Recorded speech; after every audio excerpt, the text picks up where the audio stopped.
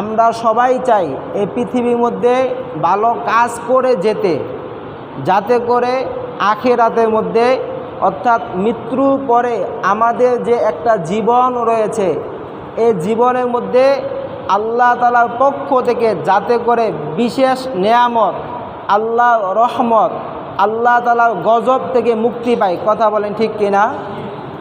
এই মুক্তি পাওয়ার জন্য, আল্লাহর রহমত পাওয়ার জন্য, আল্লাহর পুরস্কার পাওয়ার জন্য আল্লাহ তাআলা আমাদেরকে কিছু কাজ করতে বলেছেন, আবার কিছু কাজ ছাড়তে বলেছেন। কথা বলেন ঠিক কিনা?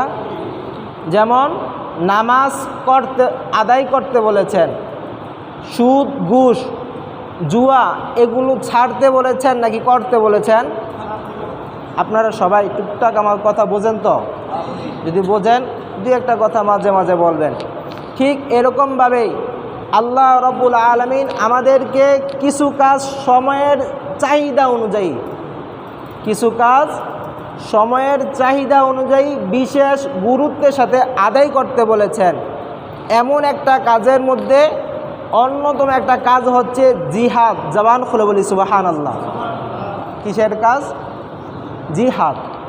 এখন আমাদের দেশ, আমাদের সমাজ, শুধু আমাদের সমাজ না, গোটা পৃথিবীর অবস্থা এমন একটা স্থানে গিয়ে দাঁড়িয়েছে, যে কাজটাকে আমার আল্লাহ কোরআনে ফরজ করে দিয়েছেন, যেই কাজটাকে আমার নবী হাদিসে কারিমায় ফরজ করেছেন, যেই কাজের সুউচ্চ শানের কথা, ফজিলতের কথা আল্লাহ কোরআনে বলেছেন, হাদিসে বলেছেন, সেই কাজটা যদি, সেই কথাটা যদি আমরা এখন উচ্চারণ করি, তাহলে অন্য ধর্মের মানুষ লাগে না, আমাদের ধর্মের মানুষই আমাদেরকে বিভিন্ন কুশব্দ দ্বারা আখ্যায়িত করতে চায়। কথা বলেন ঠিক কিনা?